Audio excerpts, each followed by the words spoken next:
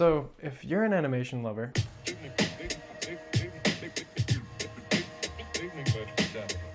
you've probably noticed the circulation of this French 3D animated supermarket ad. And if not, watch this.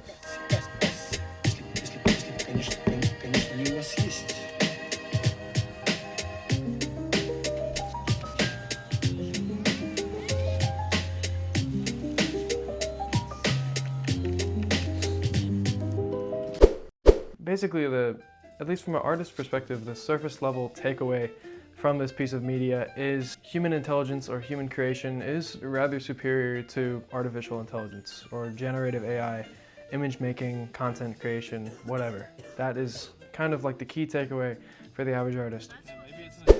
See, I actually don't think that AI is your biggest problem at all. It's one of them, probably, but it's not the pinnacle.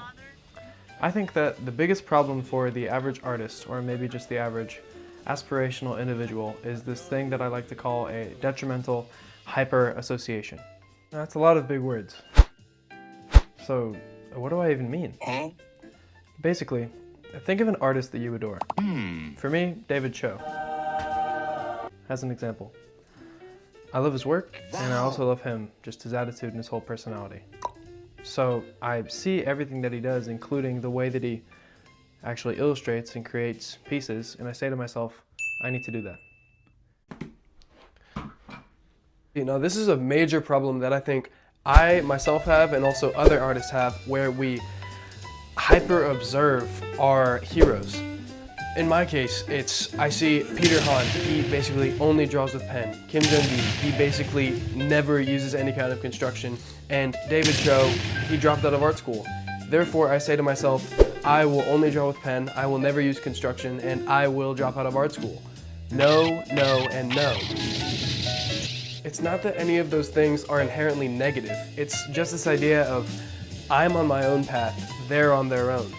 You're on your own path, they're on their own. Also, another thing that's kind of just worth noting is this idea of not being a one-trick pony. I'm kind of figuring this out for myself, but those 3 artists that I named, none of them are limited to their mediums of preference. Like, they can all branch out and excel in other mediums that they're not entirely used to.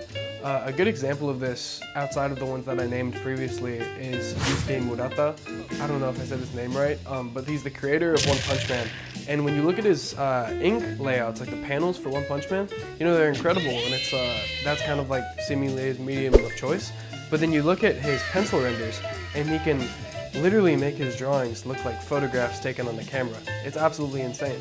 And so, like, he's not really a slave to one specific medium. And I believe that being as amazing as he is at like a graphite rendering probably enhances his abilities with ink too, because like then you can kind of like transfer techniques over to different mediums.